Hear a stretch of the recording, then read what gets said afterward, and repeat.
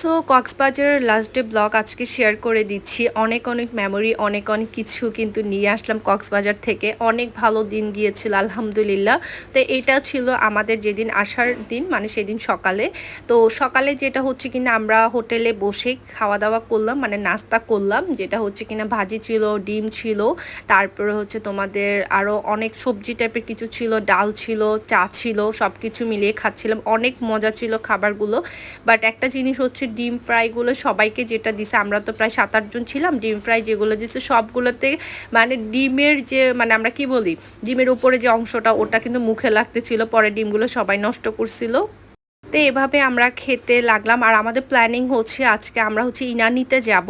আর যদি আমাদের রাত হয়ে যায় তাহলে হয়তো বা আমরা রাতে স্টে করে আমরা সকালেই হচ্ছে গাড়িতে উঠে যাব, আমাদের এরকম একটা প্ল্যানিং আছে। সো 1 কাপ চা খেলাম, এই চা খাওয়ার পর একটা রিফ্রেশ লাগছিল। আর ওদের পরোটাগুলো এত মজা হয় কেন আমি জানি না, একদম তেল ছাড়া পরোটা ছিল।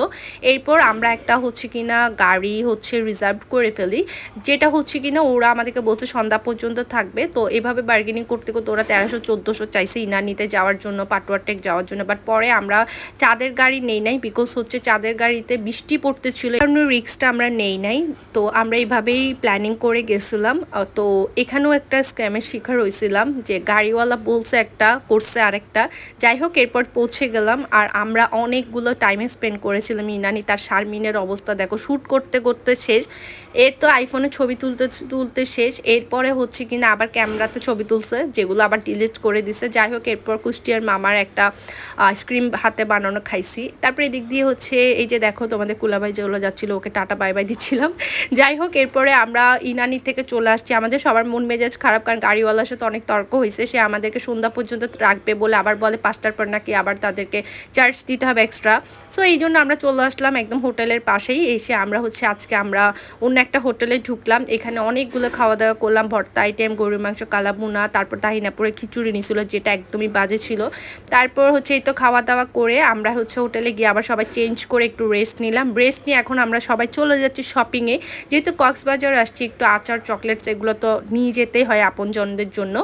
এরপর প্রচুর বৃষ্টিতে অবস্থা দেখো, পুরো পানি, মানে চারপাশে খুবই পানি ছিল। তারপরে এখানে চলে আসলাম। এই যে জুতাগুলা, ভাইরাল জুতাগুলা, এগুলো হচ্ছে কিনা অনেক অনেক মানে কিনতে ছিল সবাই, সবার অনেক পছন্দ হচ্ছিল। তারপর আমি এখানে এক জোড়া জুতা আম্মুর জন্য পারচেস করছি। এটা আম্মুর কিন্তু এই জুতাগুলো পরে খুবই কমফোর্টেবল। তো আমার থেকে এক সাইজ ছোটো আম্মুর পা, দ্যাটস আমি একটু পরে দেখছিলাম আরাম কিনা। আসলে আরাম ছিল।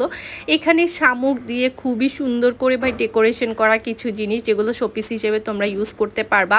আর চাইলে তোমাদের নামও শামুকের উপর লিখিয়ে আনতে পারবে, এরকম সিস্টেম ছিল। তারপরে এই দিক দিয়ে হচ্ছে যে তাহিনাপুর কলিগ ভাইয়া ভাবিরা ছিল, ওনাদের জন্য মানে ওনাদের আত্মীয় স্বজনের জন্য খুবই শপিং করছিল। অনেক সুন্দর সুন্দর কিউট কিউট জিনিস ছিল। কক্সবাজারের পার্লে জিনিসগুলো আমার খুবই পছন্দ হয়, কেন জানি না, আমার কাছে মনে হয় পার্লটা মানে অন্যরকম সুন্দর লাগে। এরপর আচারের দোকানে চলে গেলাম।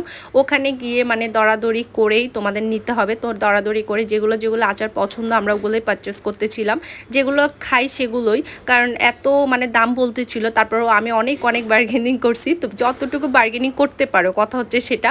এরপর এই তো আমরা সবাই আচার পারচেস করলাম, অনেকগুলো আচার নিলাম, চকলেটস নিলাম। বাট চকলেট বলছি একটা দিছে আর একটা। যাই হোক, এরপর এখানে খুবই সুন্দর এই যে কিরিংগুলোর কথা জিজ্ঞেস করছে, এগুলো পারচেস করছিলাম। তো এরপরে যেটা হচ্ছে আমরা এসে রুমে হচ্ছে আমাদের সকালে যেহেতু গাড়ি, দ্যাটস ওয়াই আমরা রাতে সব গুছিয়ে নিলাম, ভাই গাড়ি ছাড়া আর কিছুই নাই।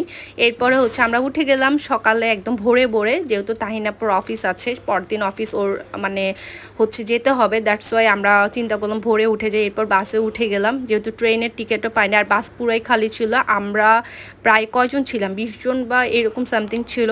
বাট আরাম লাগতেছিল, ঘুমও আসতেছিল, চোখে লিটারালি এত ঘুম আসতেছিল। সো এটাই কক্সবাজারের মেমোরি নিয়ে চলে আসলাম চট্টগ্রামে।